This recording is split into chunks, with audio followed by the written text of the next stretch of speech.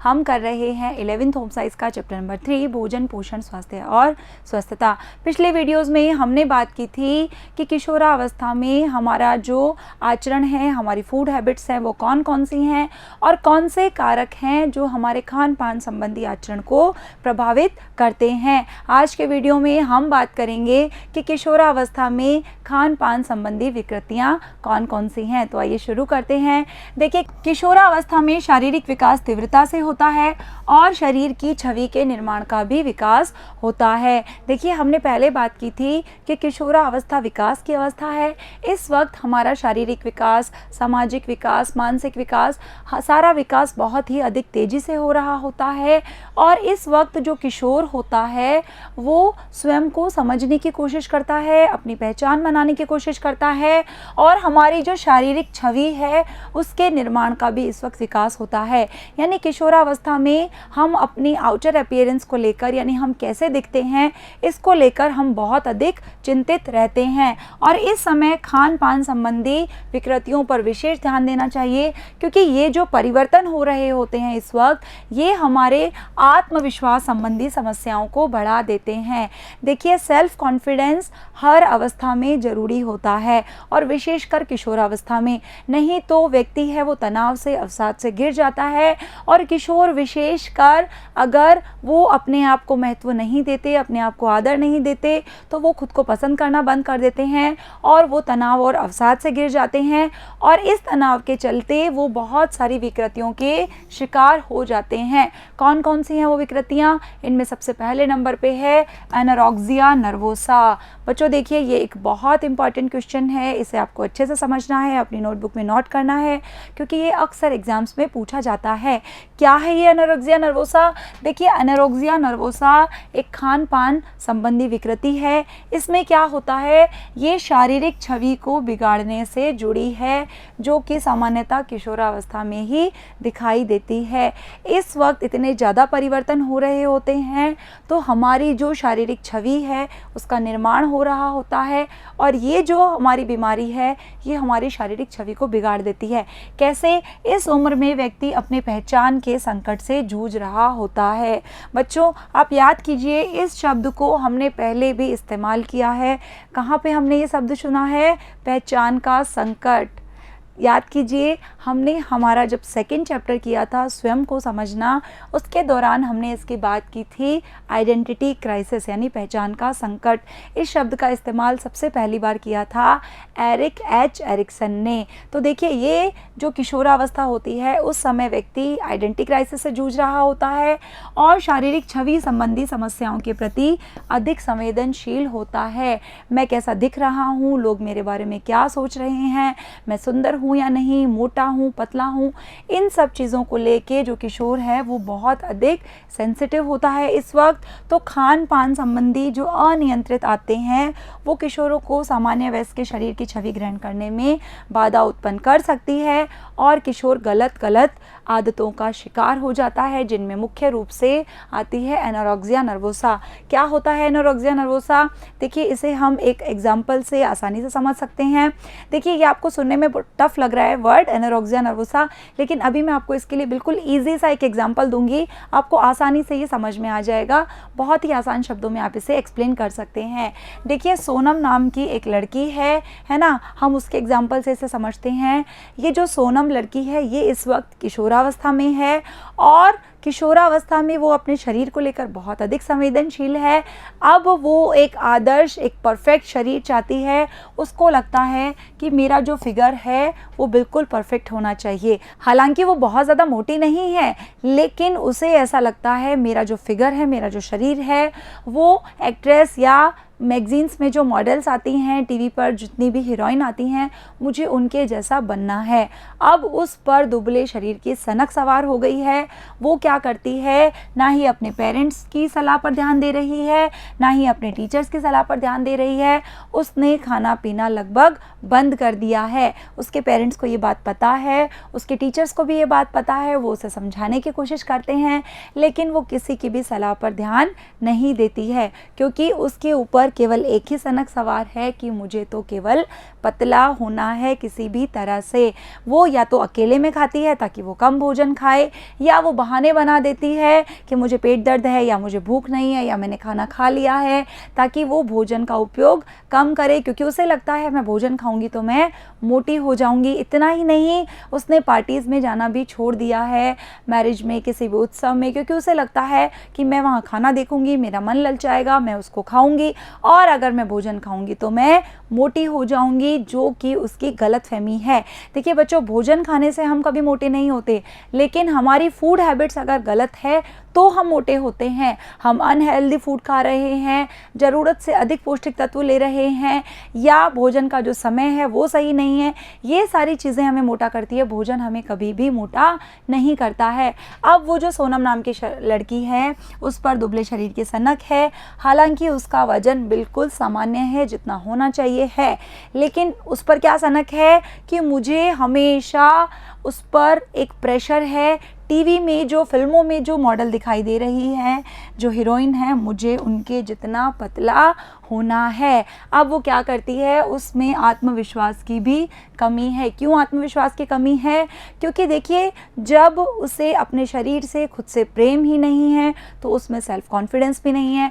उसमें self confidence और कम होता जा रहा है, क्योंकि उसे ऐसा लग रहा है कि मैंने इतने टाइम से खाना पीना बंद कर रखा है, मैं डाइटिंग कर रही हूँ, पतला होने की कोशिश कर रही हूँ, लेकिन मैं तो पतली ही नहीं हो पा रही, जो फिगर मुझे चाहिए वो मुझे मिल ही नहीं रहा। तो अब वह उदास रहती है और अवसाद और तनाव से गिर गई है। अब वो अपने परिवार और मित्रों से भी दूर होती जा रही है। उसे ये समझ नहीं आ रहा कि मैं अगर बहुत लंबे समय तक भोजन नहीं खाऊंगी, या डाइटिंग करूंगी, या कम भोजन करूंगी, या दिन के मील स्किप करूंगी, तो मैं कुपोषण की शिकार हो जाऊंगी। बच्चों, क्या होता है कुपोषण, इसकी हम पहले बात कर चुके हैं। अगर हमारे शरीर को जितने पौष्टिक तत्वों की आवश्यकता है हम उसे कम लेते हैं तो भी कुपोषण है, हम उसे अधिक लेते हैं तो भी कुपोषण होता है। अब वो कुपोषण की शिकार हो रही है, लेकिन वो केवल इस बात पर जोर दे रही है कि मैं मोटी हूँ, मुझे पतला होना है, मैं भोजन ज़्यादा खाऊंगी तो मैं मोटी हो जाऊंगी, इसलिए वो भोजन छोड़ रही है। उसे ये नहीं पता कि वो एक बीमारी से घिर गई है, और उस बीमारी का नाम क्या है? Anorexia nervosa. और बच्चों, एनोरेक्सिया नर्वोसा के परिणाम स्वरूप ना हम केवल कुपोषण का शिकार हो जाते हैं, बल्कि व्यक्ति की कई बार मृत्यु भी हो जाती है। इस बात से वो अनभिज्ञ है, यानी इस बात का उसे बिल्कुल भी अंदाज़ा नहीं है, क्योंकि वजन कम होना और कुपोषण ये हमारी मृत्यु का भी कारण बन जाते हैं। एक और बीमारी है बच्चों, बुलिमिया। फर्स्ट थी एनोरेक्सिया नर्वोसा और सेकंड है हमारी बुलिमिया। ये भी बहुत इंपॉर्टेंट क्वेश्चन है। देखिए, इन दोनों में बीमारियों में फ़र्क क्या है? ये भी हमारी खान पान संबंधी विकृति है, लेकिन फ़र्क क्या है? एनोरेक्सिया नर्वोसा में जो व्यक्ति है वो खाना पीना छोड़ देता है, कम कर देता है, डाइटिंग करता है। इस बीमारी में व्यक्ति खाता तो है, क्योंकि भोजन देखकर उसको लालच आ जाता है, वो खूब खाता है, लेकिन उसे लगता है अब मैंने लालच के परिणाम स्वरूप, या मुझे मन कर रहा था मैंने खा तो लिया, अब मैं मोटा हो जाऊंगा, इसलिए वो जितना भी खाया पिया है उसे वॉमिटिंग के द्वारा, उल्टी के द्वारा, विरोचकों के प्रयोग के द्वारा उसे बाहर निकाल देता है, जिसे हम कहते हैं बुलिमिया। बुलिमिया एक अन्य प्रकार की खान पान संबंधी विकृति है। बुलिमिया अक्सर किशोरावस्था के अंतिम भाग में या वयस्कावस्था के आरंभ में वजन कम करने के असफल प्रयासों हेतु लिए गए विभिन्न प्रकार के आहारों से शुरू होता है। देखिए, ये जो बीमारी है ये लगभग किशोरावस्था जब खत्म होने वाली होती है और हमारी वयस्कावस्था शुरू होती है तब होती है। हमारी किशोरावस्था कब से कब तक चलती है, मैंने आपको इतनी बार बताया है, मुझे लगता है अब आपको अच्छे से रट गया होगा। लगभग 11-12 से शुरू होकर और 20-21 तक ये चलती है। तो जब किशोरावस्था खत्म होने वाली होती है तब हमें ऐसा लगता है हमें पतला होना है, हमें अपना वजन कम करना है, हम मोटे हैं, तो इसलिए हम ऐसे असफल प्रयास शुरू कर देते हैं जो कि हमारे लिए बहुत ज़्यादा हानिकारक होते हैं। इससे ग्रस्त रोगी बार बार खाने लगता है क्योंकि खाने को देखकर उसका जी ललचाता है। एक बार वो भूखा रह लेता है, अब उसको भूख इतनी ज़्यादा लग जाती है सेकंड मील पर कि वो आवश्यकता से अधिक भोजन ग्रहण कर लेता है, वो अत्यधिक खा लेता है और फिर क्या करता है, उल्टी अथवा विरोचकों के उपयोग द्वारा पेट साफ कर लेता है। देखिए, मुंह में उंगली डालकर या ऐसी दवाइयाँ लेकर जिससे उल्टी आ जाए, वो अपना पेट साफ कर लेता है, क्योंकि उससे एक गलतफहमी होती है कि इस तरह के प्रयोग से मैं पतला हो जाऊंगा, बल्कि इस तरह के प्रयोग से जो व्यक्ति है कुपोषण का शिकार हो जाता है। हालांकि ये जो बुलिमिया बीमारी है वो महिलाओं में अधिक होती है, लेकिन कुछ परसेंट तक यानी 5 से 10% जो पुरुष होते हैं वो भी इस विकृति के शिकार होते हैं। क्योंकि देखिए, जो ये पतले होने की सनक होती है ना, ये लगभग महिलाओं में ज़्यादा होती है, पुरुषों में कम होती है, लेकिन फिर भी 5 से 10% जो पुरुष हैं वो भी इस बीमारी के शिकार होते हैं। अब बच्चों, इन दोनों बीमारियों के परिणाम क्या होते हैं हमारे शरीर पर? सबसे पहला परिणाम तो मैंने आपको बताया कि हम कुपोषण के शिकार हो जाते हैं। इतना ही नहीं, व्यक्ति की मृत्यु भी हो जाती है। इसके अलावा क्या क्या परिणाम आते हैं हमारे सामने?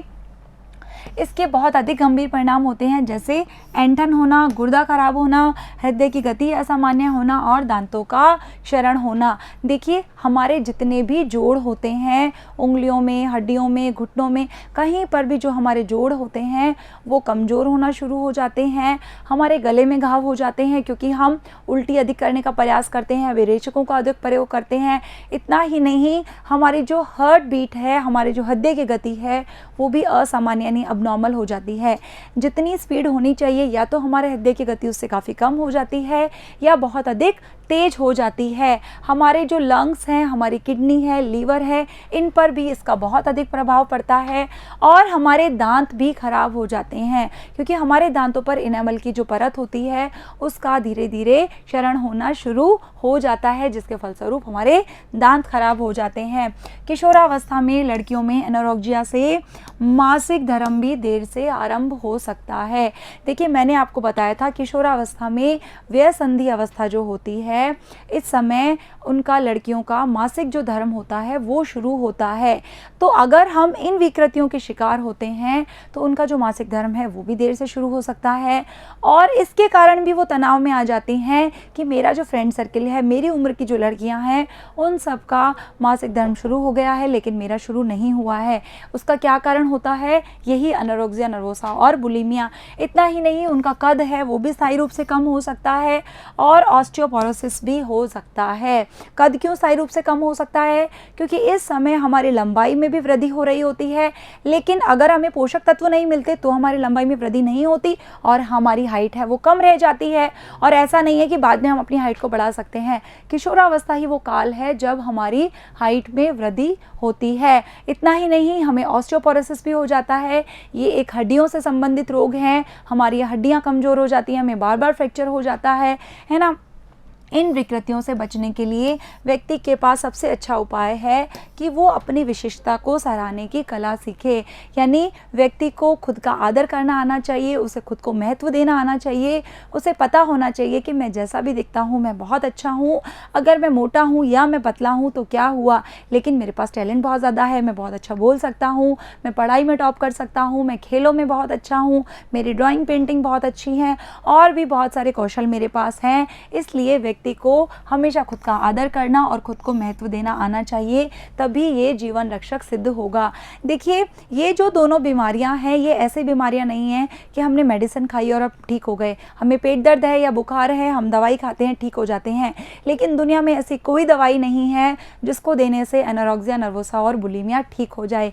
ये केवल और केवल हमारे दिमाग से जुड़ी हुई हैं। अगर हमारे अंदर अच्छा विश्वास है, आत्मविश्वास है, हम खुद को महत्व देते हैं और कुछ छोटे छोटे प्रयास करते हैं तो हम इन बीमारियों से छुटकारा पा सकते हैं। आहार संबंधी महत्वपूर्ण हस्तक्षेप में संतुलित आहार सुनिश्चित करना, आहार में रेशे की अधिक मात्रा लेना और क्षतिपूर्ति हेतु पोषक तत्वों का उपयोग करना शामिल है। देखिए, छोटे छोटे प्रयास कौन से हैं जिनसे ये दोनों बीमारियां हम गायब कर सकते हैं? इसमें सबसे पहले है संतुलित आहार यानी बैलेंस डाइट लेना। संतुलित आहार क्या होता है? जिसमें पोषक तत्वों की मात्रा ना कम हो ना ज़्यादा हो। हम अपने भोजन में रेशे की अधिक मात्रा लें। रेशे की अधिक मात्रा लेने से क्या होगा? हमारे शरीर में जितने भी अवांछनीय तत्व हैं वो इकट्ठा नहीं होंगे, हम कभी भी कब्ज़ के शिकार नहीं होंगे और हम जितने भी पोषक तत्वों की कमी है उनकी क्षतिपूर्ति के लिए पोषक तत्वों से युक्त भोजन करें। तो इस प्रकार किशोरावस्था में होने वाले शारीरिक, सामाजिक और भावनात्मक परिवर्तन